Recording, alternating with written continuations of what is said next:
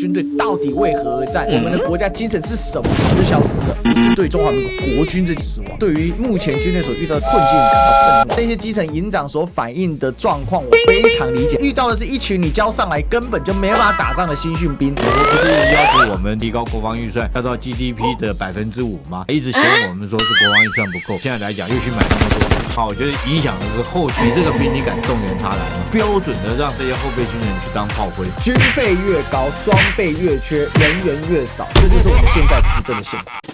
Ladies and gentlemen, welcome the host. 国军的4个新训营长联名拼死澄清装备不够的问题。9月就要即将恢复基地训练，步兵营的营长集体向立委澄清说营内装备短缺，领导干部不足难以达成进训标准。国防部是说他们会处理3500名义务役，即将在9月接受13周的基地训练现在传出最大的问题就是装备干部不足。我下基地不下5-6次，所以我对于这种基地的这种过程我非常的了解。我觉得现在来讲的话，冒这种军中的大不讳，直接去找立委陈情。我觉得这过程之中，这4位营长一定是先向他们的上级报告，让当过兵都听过很多长官，你自己看着办。一定是有按照逐级澄清，因为领导营长这种阶层的，在军中服役最少10几年了，对于军中这种文化规定应该很清楚，总司令都解决不了。如果说是装备都没有的话，你下这个基地等于是白下基地。但不管怎么样，我们不是对中华民国国军这件事情失望，而是说对于目前军队所遇到的困境感到愤怒。我们国军为什么干部不够？跟大家讲，报告很简单，干部从来没有够过，而且呢还一直在掩饰。第一个，你干部素质低下；第二个，你的义务役又回来之后，你很多事情早都自愿意做了。营长所反映的状况，我非常理解他的概念是什么。他们遇到的是一群你交上来根本就没办法打仗的新训兵。现在义务役进去里面，每天就在那边笑说：“哦哟，6000块要做那么多事情军队到底为何而战？我们的国家精神是什么？早就消失了。”新训中心这个量能也都断掉了，所以你要新训，你除了说是营设之外，巴掌也不够，师资也不够，你怎么去训练？你国家花那么多钱去买那么多的飞机、坦克、大炮，做那么多潜舰，你只要留下一部分来讲的话，甚至于你去拍零日攻击，花了1亿去拍这个影片，那有效吗？其实对基层人们叫苦连天，你为什么不把这些钱用一部分在这些基层的官兵身上？我们以前就有，你怎么把钱用在兵的身上？你跟美国交保护费嘛？美国不是一直要求我们这个提高国防预算要到 GDP 的5%吗？一直嫌我们说是国防预算不够，然后我们现在来讲又去买那么多武器，你编列了7艘的潜舰，在14年之后你能够保证这个海鲲号还能够适应当时14年未来的战争的，但是小小一个防毒面具几部战术轮车你都弄不好。我觉得这东西来讲的话，国防必须要很踏实的在做。你可以虚伪造假，可以去骗长官、骗国人你看我们有飞弹，骗得了敌人吗？那等到如果说真的两岸一开战，那会不会是两岸之间敌人来检查你的战力是多少嘛？那你就应付不过去了嘛。所以在很多地方我都呼吁这4位营长千万不可以处分他们，他们只是把实情讲出来。国防部要痛定思痛，好好去检讨，从我们兵役制度开始要检讨。1年役期就像你刚刚讲的根本就不够嘛，那你干嘛要去骗美国人，对不对？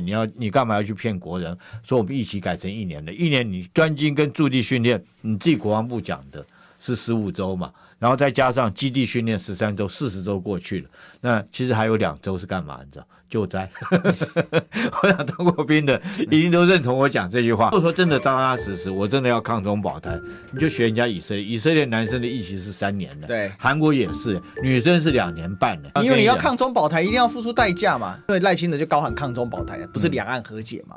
那你高喊抗中保台，你就要付出代价。这个矛盾感，为什么我们要纵容政治人物创造这种矛盾感？对，他的政策叫抗中保台，结论就是你要加强当兵，而且未来可能男性上战场，女性要上战场。为什么？艾斯培已经讲了嘛，对，男女皆兵制是迟早要推行的嘛。老百姓也要清楚一件事，你支持他，他就是这个国策，然后他就一定会接受美国的一个要求。美国现在已经在要求你要延长1年半了，那接下来延长2年，一定要一直延长下去。少子化少到什么程度？各位，1年不到18万的人，代表什么？代表男生剩9万人，9万人里面大概有2万人是不合格的，大概只有7万人能当兵，7万里面再3。再分到陆海空三军，再分到陆海空三军，然后一年高层看只是很单纯说是4个营长在陈情说缺装备缺人。但你要知道，这后续影响是整个国防的一个战力哈。我们现在都一直有一句话叫做精简常备，广除后备。所以，尤其是说，包括美国来都一直要求说是欧布莱恩还特别讲过，说是要我们每个人发一把 AK-47步枪，他是希望我们有广大的后备战力了。那每次汉光演习，大家都经常在那边这个教招啊，或者是点招啊，动员后备部队。然后那个时候还包括我们现在赖清德也讲了嘛，哈，这个后备部队不会去守第一线等等。所以其实后备是非常重要的，靠我们现在常备部队的战力是绝对不足以实施防卫作战，必须要动员后备军人。但是后备军人的战力从哪里来？后备军人的战力一定是从你常备的时候，你服役的时候训练的好，你后备的时候才有战力。你不能说现在这个4个月的兵，到时候你把他动员来教招，或者动员来打仗的时候，他就会作战，他不会啊，他还是不会。那后备战力必须要从在常备的时候，他经过很严格的训练，甚至于一定要经过基地训练的这种程度，他战时的时候你把他动员过来，他才可以很快的由7天的临战训练，立刻可以成为一个成熟的战士。所以当这个基地训练没办法建立的话，我觉得影响的是后续来讲的话，你这个兵你敢动员他来吗？你动员他，他一定会来。问题是说，你对这兵你何其无辜啊！你这没有训练好，你把他推到战场上面去，教他担任后备军人去守第一线海滩，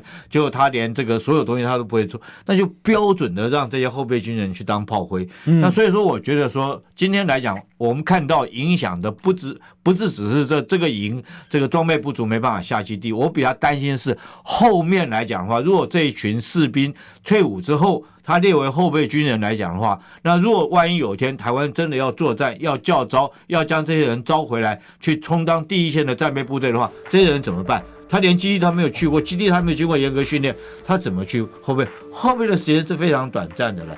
当敌人有敌情状况来讲的话，我开始动员来讲的话，你最多只有7天的时间恢复临战训练，你就要恢复他的战力。那我试问各位，你今天我们身为国人哈，如果说是你的家属、你的先生、你的父亲、你的儿子没有经过很严格的训练，他突然有一天台湾要作战了，他被动员教招去担任某一个部队、某一个地区的守备的话来讲的话，你心里会不会紧张？会不会害怕？